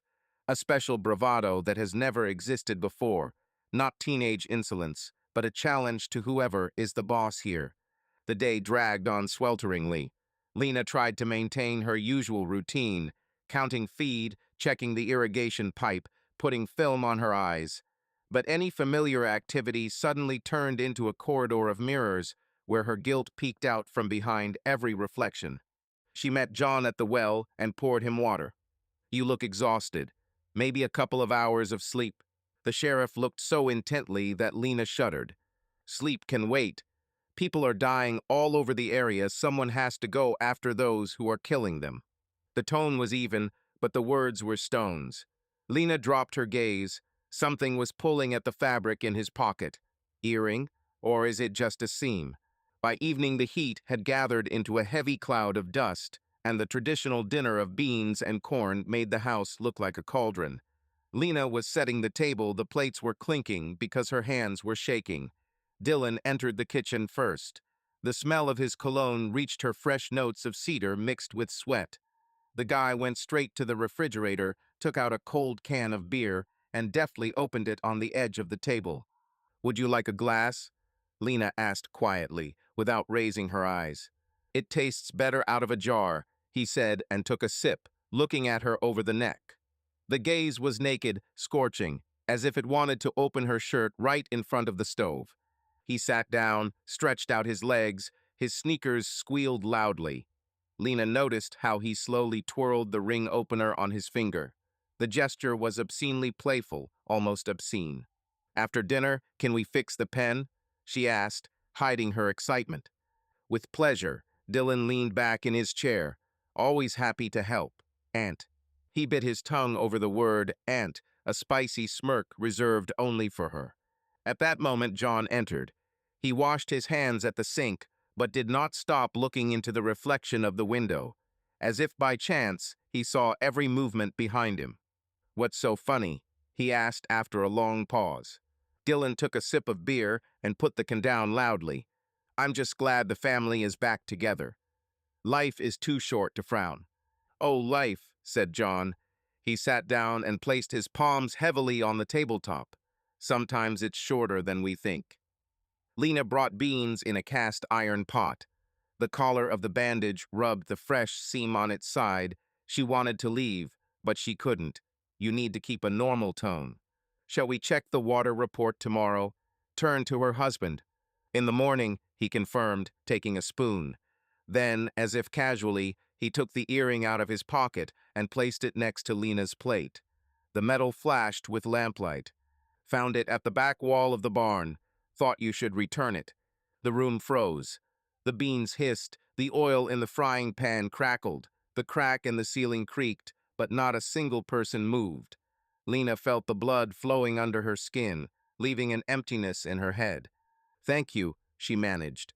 "It probably got caught when we were hauling hay." "Probably," John echoed. He raised his eyes. His pupils were like two matte stones, without glare. "I am rarely mistaken about time and place." "And you?" The question hit me in the chest. But Lena only covered her eyelashes. "My memory has become like a sieve." Dylan set the jar down and slowly ran his finger along the edge of the mug. "He who keeps little things loses the main thing, isn't it?" He said this phrase without taking his eyes off Lena. This is how predators look when they want to scare their prey, but in reality they themselves are close to panic. John raised his head. "Maine, will you teach me when the opportunity arises, nephew? I have always loved lessons from the younger generation." Dylan's smile grew wider, more dangerous. "With pleasure. It's useful to learn, especially how to read other people's tracks." The spoon in John's hand fell silent. Lennon's stomach twitched not from the beans. Suddenly, she saw a triangle at the table. Each corner was tense, held together by one invisible wire, and this wire barely jingled. The night was as heavy as molasses. John sat down in his study papers under the chandelier, but in fact he was thinking about something. Lena felt it with every creak of the chair. Dylan went out into the yard as if to take a walk, but he walked for a long time, and the dog barked restlessly every 5 minutes as if he was sniffing a storm. Lena was sitting on the bed, holding the unfortunate earring in her fingers. A small, smooth metal, no more than a couple of dollars, but it weighed like a weight. She tried to insert it back into her ear with trembling hands, past the hole, as if the lock refused to accept the old key. She remembered the night in the barn, how that earring got caught in the collar of her shirt as Dylan bit into her neck. "This is where it comes from. This is how." The scene stood before my eyes almost clearly until the smell of his skin. My heart beat faster. Fear, shame, nagging sweetness. The distinctive click of a lighter was heard from outside. Lena went out onto the veranda. Dylan was sitting on the steps, smoking, his knees apart, his elbows between them, a relaxed pose, but his eyes were dark, anxious. "You know," he said without looking, "earrings are bad evidence." "Dylan," she whispered, "you need to be quieter." "Why?" "Because Uncle can smell smoke." He grinned. "Smoke has long been a sign of fire." He stood up and walked close to her, so that the light from the veranda lamp slid across his cheekbone. "I'm tired of hiding places. Have we made a mistake? Maybe. But plasma yourself for the rest of your life. I see you dying without air." "Hush," Lena repeated, pressing herself against the wall. "He hears every shadow." Dylan gave a short, quiet laugh. "Here's what's interesting. I noticed that my uncle stopped trusting silence. It looks like my ears are ringing with questions." He extended his hand, a light touch to his chin. An electric shock passed through Lena. She pushed the palm away, albeit gently. "Go into the house," she said. "It's better for you." Dylan held his hand in the air, as if he were weighing it. "Better is not always correct, Aunt." He turned and walked towards the barns, the cigarette smoke trailing behind him like a translucent trail. Late at night, John quietly opened the bedroom door. Lena lay there, pretending to be asleep. He sat down on the edge of the bed, his heavy breath smelling of coffee and expensive tobacco, the kind that is smoked only on long raids. "Lena," he whispered. She opened her eyes. In the twilight, his face seemed like an ascetic monument. He lifted a strand of her hair and saw the earring back in place. "Does the wound hurt?" "Heals." He nodded, leaned down, and touched his lips to the skin just below the ear. The touch was alien. She felt her body tense. John noticed an involuntary sigh. "What are you afraid of?" he asked quietly. "Nothing," she answered quickly. "When people are afraid of anything, it means something has already happened behind them," he stated, as if he was conducting an interrogation at the police station.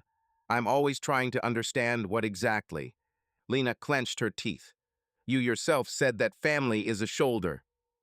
Shoulder, he agreed, placing his hand on her side, just below the bandage. But shoulders can also be wings. Wings that are too light fly far. Lena turned to the wall. The realization that he knew or almost knew stung more than a bullet. In the morning, the ranch woke up in silence. John no longer made loud remarks or gave short orders. He watched. He saw how Dylan's gaze lingered on Lena, how Lena nervously straightened her shirt when her nephew entered the room. He saw how the dog rushed about, sniffing the air. The hayloft smelled of something other than just horses. Traces. He checked the barn during the day. He stirred a heap of hay, pulled out a straw stained with bourbon, inhaled the smell of whiskey may have faded, but the sheriff's nose caught a shadow of the aroma, whiskey mixed with sweat and women's perfume. That evening, John began to ask questions differently. How long have you been drinking bourbon, Lena? Sometimes for sleep. Strange, I found a broken bottle behind the barn, though we didn't take the trash out that far. Lena almost dropped the mug. Dylan, sitting across from him, smiled into his bowl of corn porridge, the corner of his mouth twitching mockingly. It could have fallen when we were loading the hay, Lena said. That's right, John nodded restrainedly, but there's a cigarette butt there, and you quit smoking 3 years ago. The silence swayed like a spider's web into which a heavy beetle had fallen. Dylan raised his head. I smoke sometimes, Uncle, maybe my cigarette butt. So it's yours, John raised his eyebrow. But the bottle is still not yours, Lena. No, not mine, she hurried. Okay, John replied and closed the topic, but not the eyes. The eyes remained on them, like the lenses of a spotlight. This night became colder, although July was still just entering its zenith. The wind shook the shutters as if someone invisible wanted to look inside and whisper secrets. Lena could not sleep. Every time her eyelids drooped, she imagined John standing over the stains in the hay. Next to him was an earring. Next to him was bourbon. John says Dylan's name. Then a shot, a high-pitched wheeze. She jumped up, her heart pounding. It is easier to burn with shame than to burn with decision. But the decision came. We need to save at least what has not yet been destroyed. And how to do this if it itself is destroyed. At 3 in the morning, Lena went out onto the veranda. The darkness was thick, only the wind blew through. In the distance stood the silhouette of a barn, a reddish light smoldered inside. Dylan was not sleeping. He was probably sitting on the hay, smoking like a fire on enemy soil. She took a step towards him, but stopped. Behind her in the darkness, a rifle latch clicked. John stood in the doorway, a large silhouette, the gun familiar in his hands, not a threat, rather an extension of his fingers. Where on a night like this? He asked. Check the animals, Lena breathed. The lie sounded dull. They are sleeping. But people don't, John said. His hands on the gun did not tremble. People sometimes do strange things in their sleep. She didn't know what to answer. The wind moved her hair, the earring jingled, reminding her of itself. John nodded in her ear. Take care of your jewelry, Lena. Traces cling not only to the grass, but also to memory. And he went back into the house, leaving the door open. They say, come in or run. Lena stood on the porch, feeling the frost creeping under her skin. Somewhere behind the barn, the last red light of Dylan's cigarette flashed rose and fell like a star. The 3 corners of the triangle still held the ranch, the husband with his silent suspicion, the nephew with burning insolence, and herself, locked in the vortex of her own sin. The night rolled slowly, like a wagon wheel on a broken road, and the longer it rolled, the more clearly Lena heard. The wooden spokes were cracking, soon the rim would break off. Then a real fire will break out in the sky, not the one that quietly warmed them in the barn.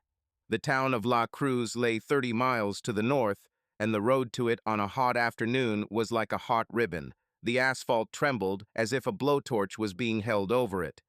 John told Lena about the trip in the morning when the verdict was handed down. Tonight we'll have dinner at the Silver Horseshoe. Let's take a break from the dust. You bastard, she began. The brute can handle it, he snapped. We need time. Talk. He said us, as if he were muzzled, and Lena felt the ring on her finger become heavier. Since he found the earring, his every glance was searching, but without words, like a predator who has already realized where the prey is and is simply waiting for an opportune shot. They drove into town to the rhythmic clatter of the Dodge. John was silent. Lena looked out the window glass. The desert was rolling back, like a film on rewind. Once upon a time, they went to La Cruz to laugh, buy new saddles, drink coffee with boiled condensed milk. Today, she squinted at the dust and thought only that an invisible tail was trailing behind her heavy, like a chain dragging along the asphalt. The restaurant was cool. The air conditioner was humming, and on the walls there were black and white photos of cowboys who took prizes at fairs half a century ago. The owner, dark-skinned Mrs. Morales, smiled at John. "Senor Sheriff, welcome. For you a table by the window." The tablecloth was impossibly white. Lena felt like she was on the operating table. She looked down at the menu, but the words danced. John remarked, "Thought you liked foal," tried to joke. She raised her eyes and then lowered them. Her own reflection in his pupils seemed alien. John put the card down. "We moved away, Lena. Tell me why. You're on the road all the time. This is work, but you always accepted it." Lena squeezed the napkin. "Work is a convenient screen behind which half of your life is hidden. But what should I tell her? That their common sin hangs in the barn, smelling of spilled bourbon and sweat." The waiter brought the steaks. They ate in silence. Lena's knife cut the meat silently, like a scalpel, but in her head she screamed, "Say something." John finally took a small velvet case out of his pocket and opened it. There lay a new set of earrings, silver, laconic, but shiny. "So as not to get lost," he said, "pair to pair. Sign, correction, or a challenge." Lena extended a trembling hand, but froze. For a moment, it seemed that the small sparkle was turning into the barrel of a pistol. She withdrew her palm and covered her lips. "They are beautiful. John, I'm tired. The scars ache. Don't you want to put it on? Later." He put the case away, his face becoming hard. Dinner ended quickly. As they drove out of La Cruz, dusk fell over the desert. The distant hills blazed crimson. There is deathly silence in the cabin. As they were leaving the city, Lena saw the patrol lights flashing in the mirror, and her heart jumped, as if the law itself was catching up with them. But the car turned into Rancho Ramirez, and the flashing light disappeared. When we turned onto the dirt road, a sharp woman's laughter rolled up to the house. Lena raised her head. A lamp was burning in the yard, and under it Dylan, leaning on the railing, was talking with a red-haired girl whom Lena recognized as Jenny Sue, the daughter of the gas station owner. In Jenny's hands is a bottle of tequila rose, a cheap strawberry drink that teenagers drink. Dylan leaned over and whispered in her ear. The girl burst out laughing and showed pearly teeth. John drove up and turned off the engine. Dylan straightened up, his smile still on. Jenny turned around and waved her hand. "Mr. Bishop," loudly, impudently, "your nephew is organizing a minibar. I hope you don't mind having fun." John nodded dryly. "Drink quietly. Don't scare our horses." He extended his hand to Lena and helped her out. Lena felt Dylan's gaze on her. He slid over her body lazily, like a drop of sweat. Their faces hardly changed expression, but Lena felt thunder under her skin. Dylan lightly put his arm around his guest's waist and led her towards the barn. A second and Lena would have turned around and shouted something sharp, but John's fingers on her elbow, tenacious, like handcuffs, reminded her. The rules of decency apply here. They entered the house. Later, when John locked himself in the office, Lena sat by the kitchen, listening through the shutters to Jenny's laughter and Dylan's drunken snort. The creak of a pen could be heard from behind the closed office door. The husband was writing a report, perhaps a report on his own marriage. She got up and went to the window. There was a torch of light in the courtyard, a kerosene lamp on a barrel. There are two silhouettes in her circle. Jenny sat on the edge of the chair, throwing her leg up, her long skirt sliding down to reveal her knee. Dylan stood in front of her, swaying on his heels like a lazy cat. His hand lay on the girl's thigh. Lena felt a hot wave rising from her stomach to her chest. What is she, 19, 20? Her smile is sharp, like a saw, as if it can saw off any prohibition. Dylan ran his finger from his knee to his ankle. The girl laughed, throwing her head back. Lena bit her lip and tasted blood. From the kitchen you could see everything. How Dylan filled glasses with pink tequila, how Jenny drank, and then leaned over and ran her tongue over the guy's lips. Lena's heart was beating so loudly that it seemed that John would hear it from the office. But the creaking of the pen did not stop. The girl stood up, grabbed Dylan by the shirt, and dragged him towards the hayloft. The barn door slammed. A moment and Lena heard a pop inside herself, as if a shutter had slammed shut. The thought of their bodies among the same hay where yesterday. No. She pushed the doors sharply and went out into the yard. I stepped into the darkness and immediately noticed. Inside the barn there was hoarse laughter, a girlish giggle. The lamp on the nail swayed, casting pale shadows. Lena pushed the door. The inside smelled of booze and Jenny's cheap fruity cologne. Two silhouettes on a bale of hay, red mane, bare knees, Dylan's shirt already half unbuttoned. Dylan, her voice broke almost into a growl. Jenny shuddered, turned around, eyes like saucers. Mrs. Bishop, we. Home, Lena said, immediately. The girl jumped up, pulling on her skirt. Dylan didn't stop, he just lazily watched her leave, and when the door slammed, he grinned. Are you jealous? Lena stepped towards him through the heap of hay. You are organizing a booth in my yard, in front of my husband. The husband is in the reports, he doesn't care. He stood up, pulled his shirt around him, but slowly, looking into his eyes. What about you? Lena felt the taste of anger, metal, smoke. The hand came free of its own accord and hit him on the cheek, making a dry sound. Dylan shook his head, his face flushed, but he just smiled wider. More. Show me how you feel. She struck again with her other hand. Dylan caught her wrist, yanked, turned her around, pinned her against the post. The board crashed into the rib where the bluish stripe still hurt. The pain mixed with rage and made my breathing ragged. Let me go, she breathed, but there was enough fire in her voice to set the desert on fire. Tell me you didn't need a girl, he whispered in her ear. Warm breath burns the skin. Say that you want to drink me. He ran his tongue along the line of her neck, where her pulse beat. Lena arched over, the bruise ached, but the heat overcame the pain. She turned around and roughly jabbed her palm into his chest to push him away, but her fingers grabbed the fabric. The kiss flared up as if they were fighting with their mouths, teeth scraping lips, saliva mixing with the residual taste of strawberry tequila. The lamp swayed, the light danced. Dylan pulled her up by the waist and pulled the buttons. The fabric cracked.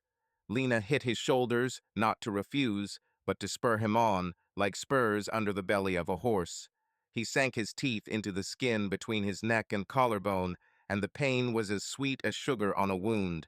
They collapsed onto the hay, the thorny stems cutting their thighs. Lena pounced on top, pressing his wrists into the heap, his hair falling like a curtain. Dylan exhaled through his teeth. That's it. Show me who's boss here. She raised her hand and hit him on the cheek again sharply. The sound was dry. The blow turned her head, but he laughed hoarsely and caught her with his hips, turning her over. Now his knee casually pressed her thigh, and a half-moan, half-scream escaped Lena's throat. Dylan grabbed the line of her hips with his fingers, probably leaving bruises. Stop playing, she wheezed, but her fingers were already pulling him towards her.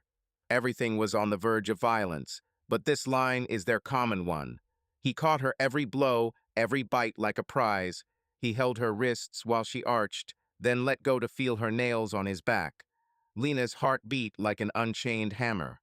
Clothes were torn, hay fell into their hair, and they went crazy in a mixture of anger, jealousy, and desire. He entered her abruptly, as if he was breaking down the door. Lena screamed not from pain, but from wild relief. Here it is, the most honest language they know. The thrusts were furious. It was as if he was knocking other people's glances, other girls' giggles out of her. She scratched, tugged, bit her lips until they began to taste bloody. When the shock passed, they went limp, breathing in unison, like two killers after a robbery. The lamp swayed, the shadows danced, and in this dance Lena saw traces of her slaps on Dylan's face, stripes of fire. He ran his fingers over her cheek, and she felt a dull pulse of shame. If John had come in now. The thought came like a wave. Lena pushed him away, sat down, covered herself with her hands. Go away. Are you serious? Dylan stood up, breathing heavily. After this, home, she whispered, until he woke up. Dylan glanced at the door, where it was dark. Then he threw his shirt over his shoulder and headed towards the exit. At the threshold, he turned around. You know, Aunt, jealousy is also a trace. It never washes off. The door slammed. Outside, the wind swept away the smell of strawberry tequila, but inside, their breath was still swirling. Lena remained on her knees, sharp straws touched her chest, her body throbbed. She bit her hand so as not to scream, so as not to call him back. There are steps outside. She rushed to the crack. Dylan crossed the yard. The berry of the cigarette flared up. He raised his head to the office window. The light there was still on. If John looked out, he would see only smoke, only his nephew rubbing his sore cheeks. He won't understand where these red marks come from a girl or someone else's woman's palm. Lena closed her eyes. In the swollen lips there is the taste of sin, in the ears there is the roar of one's own blood, and in the chest, instead of a heart, there is a pit full of jealousy, so deep that the bottom is not visible. She stood up, straightened her torn clothes, and suddenly felt. John's new, shiny earring had fallen out somewhere in the hay, maybe during the struggle. Another trace. She didn't bother looking. Let it disappear. There are too many tracks, and they all lead into one abyss. The white pre-dawn sky was rising over the ranch when John Bishop climbed into the attic of the old barn. He explained to Lena that the rotten beams needed to be checked before the autumn storms. But the real reason was different. From somewhere deep in the house, there was a subtle, buzzing instinct: if the tree is hollow, we need to find out what's inside. The attic greeted him with musty coolness and the smell of mouse droppings. John moved the flashlight, the beam sliding along the boxes marked Evans. His late brother's belongings were kept there: books on veterinary medicine, an old cigar holder, several photo albums in cowboy bindings. He pulled aside one drawer, revealing a narrow, nailed envelope charred around the edges, but intact. On the front side, in sloppy handwriting, to Dylan, just open it if something happens to me. John inhaled slowly. He had not seen this envelope before. Why did Michael hide the letter here and not give it to his son? The sheriff asked this question for only a second, then he carefully opened the paper. Dylan, if you read this, it means things have gone wrong for me. A man doesn't need a horse if there's a kite on his tail. Kite is your Uncle John. He'll decide what's best for the ranch, even if you have to kill your family. Take care of Lena, and remember, a decent cowboy keeps his powder dry. Your dad, Michael. The handwriting trembled like a bull before a slaughterhouse. Two dark drops, either coffee or blood, smeared the words, "Slaughter the family." John read it twice. Something inside slowly, almost silently cracked. That's why the nephew came back. Not just to help, not just to work, he came with a mission, which was suggested by the ghost of his father. John put the letter in his pocket, like a pistol with a silencer, and went down to the ground with a different gait, without the usual click of his heels. A predator, confident that another predator was hidden in the thick grasses.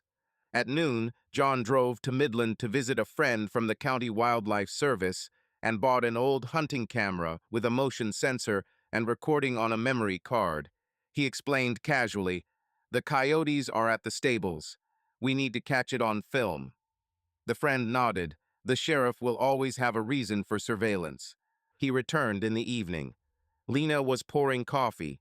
Dylan sharpened the edge of his shovel, lazily whistling a blues melody in which Lena recognized their common sin, the blues of moans and scratches. John placed the bag of equipment next to the door, casually. "I'll go out on patrol at night." A couple of coyotes hang around the fence. He saw Lena's gaze flash with alarm. She was scared when he was far away. At that moment, he realized that it was not scary that he would get hurt, but scary that he would suddenly return too early. After sunset, John said he would go check out the northern gullies. Instead of patrolling, he went up to the covered hayloft. I installed the camera under the rafters. Where the swallow's nest, the lens was covered with a bunch of hay. The sensor is aimed directly at the heap that became the scene of their last clash. He connected the card to a small transmitter. The signal went to a laptop that the sheriff hid in his office. The Browning Company promised that black and white recording in infrared mode could even distinguish breathing. John returned to the house quietly, like a thrown pebble that fell into the smooth mirror of everyday life. He sat down at the table with a laptop and opened the live feed and image of feeders, a trickle of dust, while the hayloft is empty, but time is on his side. At midnight, Lena approached the office door. "You didn't go. The coyotes will come," he answered. "I'm here, waiting." She felt that coyotes did not mean animals. I wanted to say something, but I saw a glacier in his eyes and retreated. The clock showed 1:27, when on the laptop screen the black and white night trembled. Lena entered the hayloft. A flashlight is in his hands. His hand is nervously squeezing his jacket. A minute later, the door swung open again and Dylan slipped inside. He took 2 steps and wordlessly pressed her against the post. John leaned back. No grimace, no wrinkles on the face, stone. Lena tried to say something. The camera did not record sound, but the sheriff read her lips. "You can't." "He knows." Dylan covered her mouth with his hand. With his other hand, he pulled the belt from her waist. The camera caught every movement in the grainy light. Pale stripes of skin, the shadow of a hand, a sharp tug of a shirt. John slowly pulled a .45 revolver from the drawer and placed it in his lap.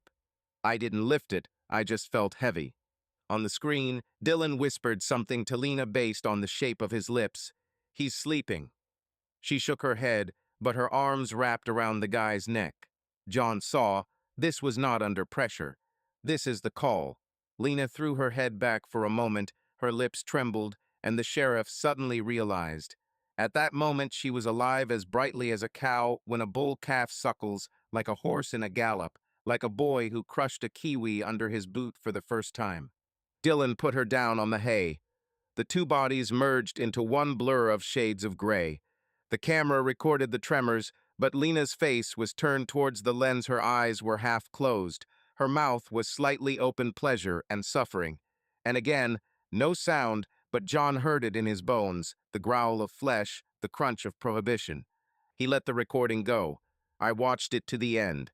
Until the moment when, after the furious finale, Lena pushed Dylan away and curled up in the hay, covering her chest with her torn jacket. Dylan kissed her ankle, a gesture that should mean gratitude or a blood oath. The image wavered. The hayloft was empty again. 2:11. John closed his laptop. The office was stuffy. The door seemed to have closed on its own. The sheriff sat motionless. There was a roar of blood in my ears. The revolver lay on his lap.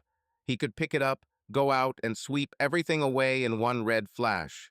But instead, he stood up and put the weapon away in the safe, like putting a scalpel in a sterile tray. The morning came as if nothing had happened. A pastel dawn, the smell of coffee, the barking of a dog. Lena, with red eyes, was frying bacon. Dylan walked to the table barefoot, humming Ring of Fire. John entered, limping slightly, his leg numb from the night's vigil. He nodded to both of them. "Kind." Lena flinched at his voice, like a doe at the click of a rifle. Dylan, on the contrary, snorted and asked, "Are the coyote ravines empty?" "Empty," confirmed the sheriff. "But emptiness is a dangerous place. It's easy to fall into it." He sat down and laid out the site's documents, feed bills, tax receipts. Lena brought the plate and tried to smile, but the curve came out like a wound. John didn't flinch. He didn't even glance at Dylan, as if he were a junior servant. Not a word about the letter, not a word about the night. The silence became hands squeezing my throat. That afternoon, John called Dylan to help mend the fence. The spring, which Lena called the old river, had dried up, and the boards there were rotting. The sheriff handed his nephew a bag of new nails and took a sledgehammer himself. They worked in silence. John's posture is not rage, but the methodicality of a surgeon cutting a tumor. On the third flight, Dylan wiped his sweat. "Uncle, you are silent today." "Words are like dust. They sit on your teeth in a day," John responded. He raised his head and fixed his gaze on his nephew. "You do a good job. But here's the thing. Sometimes we hammer nails even if the board is already cracked. Sometimes they change the boards," Dylan chuckled. "Right. And the rotten wood goes into the fire," John said quietly. Pause. The lightest silken sound of danger. Dylan didn't back down, but picked up the new board and carried it further, as if the sheriff's words were just a metallic taste in his mouth. The gray dawn stretched across the fields like a thin ashen veil. The ranch had not yet woken up properly. The cows mooed lazily outside the corral. The dog king yawned on the veranda, but the house already smelled of coffee and hot cast iron. Lena set the table: corn cakes, beans with cracklings, fried eggs. My hands trembled barely, as if invisible bees were buzzing under my skin. Dylan appeared first, barefoot in wrinkled jeans, with fresh, slightly faded stripes on his cheek traces of yesterday's slaps. He winked at Lena, sat down, and tapped his fingers on the table, as if he were beating out an invisible march. Lena responded with a look, as if she was hitting the glass from the inside, quieter, more careful. The office door opened. John came out with a cup of coffee. His hair was neatly combed back, his starched shirt fit like armor. Sheriff straight, not a single false fold. But something else is strange. The face is calm, as if carved from white stone. No veins of fatigue, no sparks of suspicion, a serenity so perfect that it gave a chill to the back. He put down the mug, sat down opposite, crossed his palms. For several seconds, I listened to the hand of the old kitchen clock measure out a drop of time. Drip, drip, drip. "Breakfast," Lena prompted, trying to make her voice sound casual. "Thank you," John said, and broke off the flatbread. He chewed slowly, methodically. His eyes stared not at the food, but over the plates, as if he could see further, beyond the walls, beyond the horizon. Lena felt her throat tighten. Dylan also became quiet, the spoon dancing in his fingers. After a tiny eternity, John turned to his wife. "Do you even know who he really is?" he asked softly and pointed his chin towards his nephew. The words sounded quiet, but the air seemed to crack. Lena put the mug back. The coffee ink trembled. "Dylan," she tried to gain a second. "Nephew," John prompted. "That's what we call this convenient position. But any title has a downside. Ever heard the word Avenger?" He took the same charred envelope out of his pocket and placed it between the plates. Lena swallowed. Familiar spots, smeared letters. Dylan stopped banging the spoon, but grinned at one corner of his lips. The grin looked more tired than cocky. "A letter from your father," John continued. "It's amazing how paper can ride in the saddle for 7 years and still wash ashore right on target. In it, he calls me Kite and warns his boy to keep his gunpowder dry. Did you know about this, Lena?" Lena shook her head. The voice was not pushed out of the throat. "It turns out I didn't know," John nodded. "But your guest knew. And he didn't come to show off on horses." He turned his head to Dylan. "Am I right?" Dylan licked his lips and leaned his elbows on the table. "That's right," he admitted calmly. "I wanted you to feel what it's like to have everything that makes you breathe taken away from you." Lena's heart began to beat in the kitchen, louder than the second hand. She looked at her husband. He sat invariably straight. Not a flash of rage, not a drop of gloating. This calmness was more terrible than a revolver. "What are you going to take away?" asked John. "Family," Dylan answered without blinking. "Ranch. Good night. Everything you took from my father when you signed his sentence with your silence." Lena tried to intervene. "John, you said that Michael fell off a horse," John said. "Yes, I did, because the horse really reared up. I didn't push him, I didn't cut the girth. But," he glanced at Dylan, "I knew how much debt your father got into. He knew that his goal was to take the cargo across the border and sell it to people who leave no witnesses. I asked him to stop, but he didn't stop. That night I was choosing whether to save the ranch from a prison scandal or save my brother who waved his hand at me from someone else's abyss. Dylan laughed dully. You chose the ranch. I chose, John confirmed, to keep the family name from shame. Error? Maybe, but I didn't kill him. So why does the letter say the opposite? Dylan spat. Because a dying person is looking for someone to blame. He saw the abyss, but said to himself, "It is Kite who blames me." It's easier that way. The sheriff leaned forward. And you accepted the inheritance of pain, Dylan. You take care of it, water it, and the vengeance cactus rises to the sky. A barely noticeable spark flickered in the corner of Dylan's, either doubt or anger. John turned to Lena. He came to destroy our house. And he almost did it. Tell me, Lena, the voice became even softer. Are you ready to share his cross? Do you know how much the thirst for revenge weighs? Lena opened her mouth, but instead of words, a quiet sigh came out.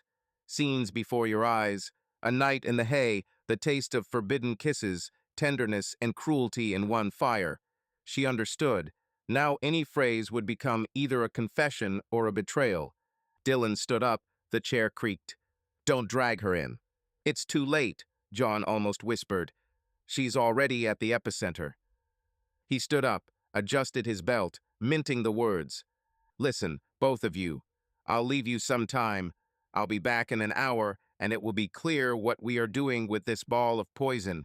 You know my choice, Lena, the truth. And your choice, boy, he pointed a finger at Dylan's chest, is to fly out of here before sunset, or to stay and accept the law that you yourself unleashed. Are you threatening? Dylan asked coldly. I'm warning you, John said. The law is not me, it is the ground under our feet. I'll just announce the verdict. He turned to the door. Before leaving, he said without looking back. Wait. The door slammed and the kitchen was empty. There is only silence left, in which you can hear how the flatbread is cooling, how the hours continue to drip, drip, drip minutes, how the saddle of fate creaks behind the thin wall of the world.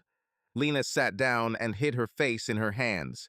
Dylan sat down next to her and ran his fingers around the back of her head. He's bluffing. No, she whispered, John never bluffs. She raised her head and met the gaze of the young man. The fire was still burning in his chest, but at the bottom of his pupils there was fear. What if this was all a mistake? What if the truth is more complex than a letter, more complex than a sacrifice? You wanted him to feel your pain, Lena said, strangled. And now, how will we feel? Dylan clenched his fists, the blood draining from his face. I always knew it could end in blood. Blood has already been shed. She touched his cheek, the stripes beginning to turn crimson. Our sin is blood, but he lives, and there are 3 of us. What's next, Dylan? How many wounds does it take for you to feel relieved? The young man looked away, his lips trembling. For the first time in all his time, his contempt for his uncle was mixed with doubt. He stood up. We need to leave, until he returned. Leave? Lena stood up after her. And leave a hole in your chest. That's what boys do, not men. You want me to stay and get shot? I want you to choose life, Lena muttered. Without revenge. No lies. She straightened up. Her eyes sparkled with tears, but her voice grew stronger. I'll go to him. I'll tell the truth. All. Then he'll kill us, Dylan whispered. Then let him decide. But I won't live under this ceiling of lies a second longer. She went out into the corridor. Dylan stepped behind her and touched her elbow. Lena. She turned around, and a firmness suddenly appeared in her gaze that he had not seen before. If you want to live, Dylan, start by stopping being the shadow of a dead man. Leave your father in the ground, and follow the living heart, not the dead letter. She went into the office. The door closed. Dylan was left alone, surrounded by the smell of cold coffee and the witness plates. He looked at the envelope clutched in his fingers, crumpled it up, and threw it into the sink. The fire of the gaze trembled. For the first time in years, he didn't know where to strike. Outside, the front door slammed loudly. John had gone somewhere outside the yard, maybe to his car, maybe to the barn, where the revolver was hidden. A dull rumble of thunder roared in the distance. The desert was accumulating a thunderstorm. Dylan stepped onto the veranda and breathed in the hot air. "An hour," said my uncle. "An hour to choose, flight, fight, or surrender."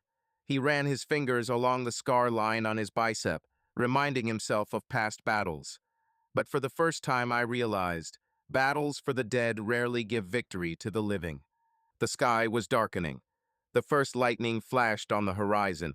Behind her, thunder shot out like an echo, as if the earth was signing a contract with the blood of the elements. The ranch was panting in anticipation of the final act, and each of the three main players held an invisible card while the hourglass poured the last grains between the drip, drip, drip of the old kitchen clock. The sky outside the windows was pale and leaden, as if someone had poured molten metal right onto the edge of the desert. Throughout the whole day, the heat never broke, even the cicadas were silent, and a blade of grass did not tremble on the salt marshes. By evening, the yard became stuffier than the furnace. Dry lightning flashed overhead without a single drop of rain, and Lena Bishop felt the charred smell of trouble as clearly as if it was hiding in the folds of her shirt. She sat on the porch with a cup of water, but there was sand in her throat. Dylan walked around the yard as silently as a lynx. Michael's old rifle on his back seemed too heavy for his 23-year-old shoulders. However, the young man stood straight. Ostentatious bravado was a thin varnish, under which the steel of doubt trembled. "He's pulling," Dylan muttered, stopping on the steps. "It crushes us with anticipation." "So, we are waiting too," Lena spoke in a whisper. "Fear always has thin walls. Maybe he'll decide something else." Dylan placed his hand on her shoulder, a quiet gesture, despite the burning inside. "Uncle Bishop is not one of those who decides otherwise. It's like a rusty trap. Once it snaps, it won't let go." He tried to smile, but it was clear from his eyes. He was looking around the perimeter, looking for firing points. Lena noticed a trembling in the young man's little finger, subtle, like a double bass string. This spoke more of fear than any words. Twilight lay like a purple skin on the ground. A coyote howl swelled in the distance, then stopped, as if someone had cut a note. Lena stood up, trying to breathe evenly.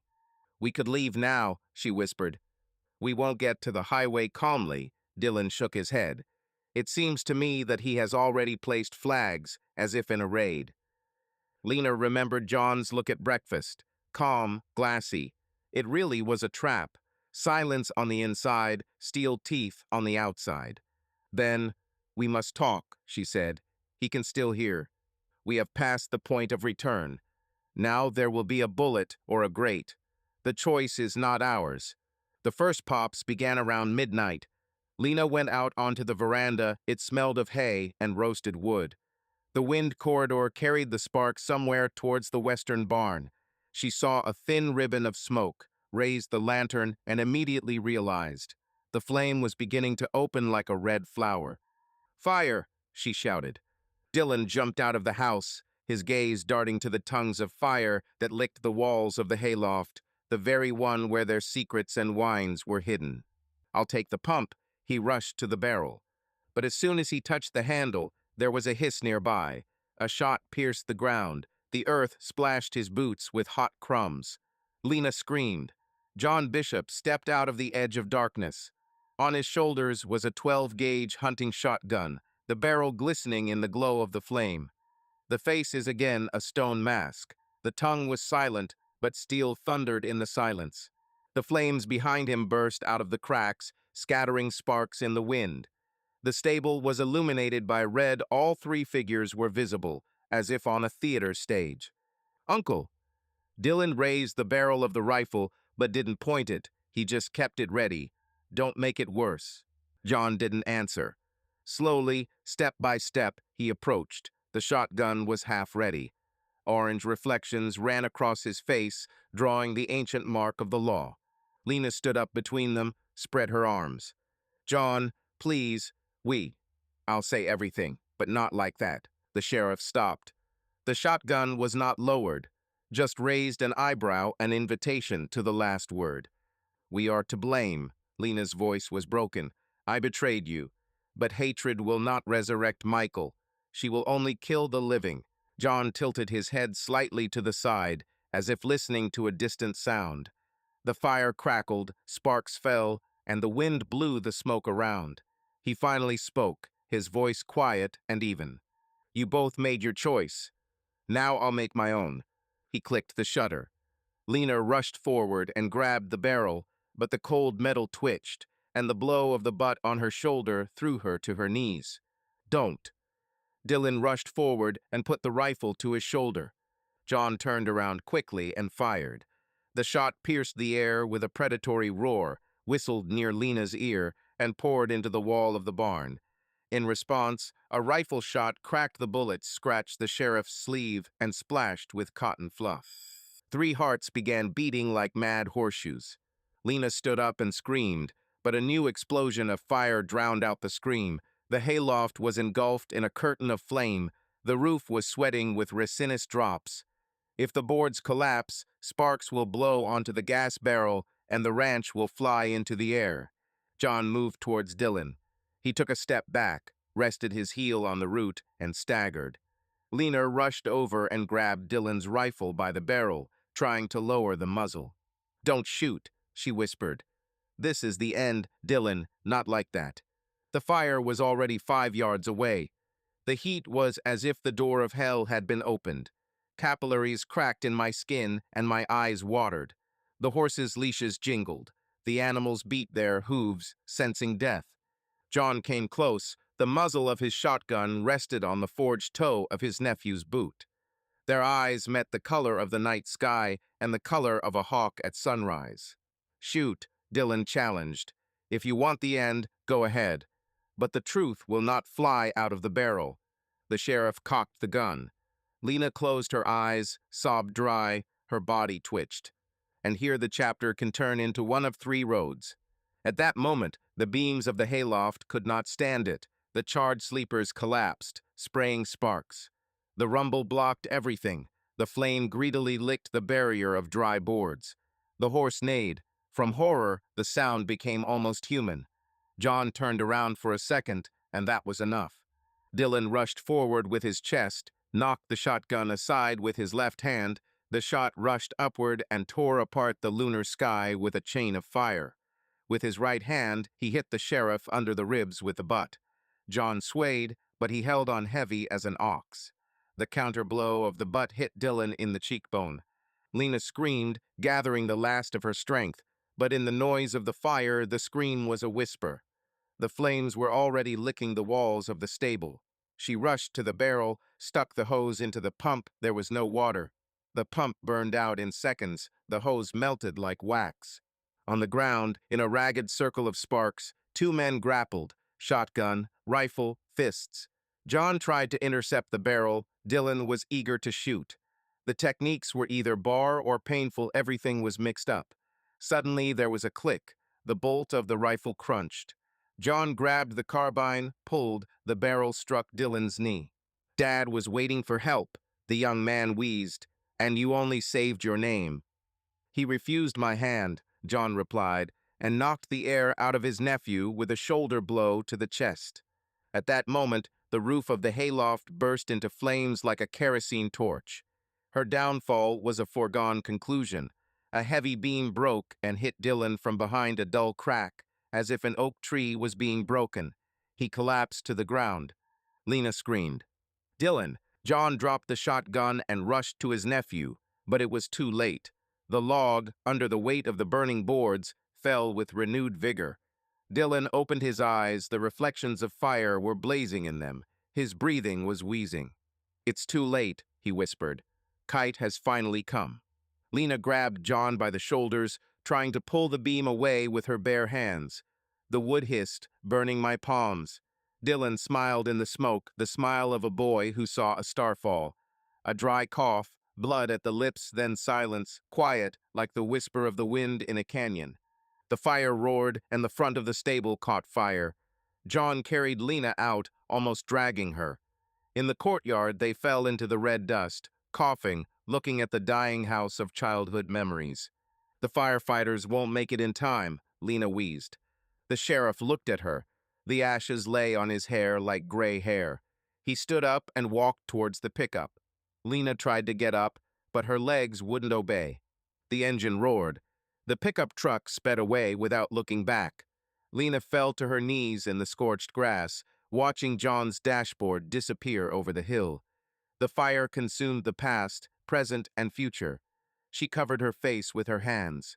The streak of dawn shone like mercury behind the wall of smoke.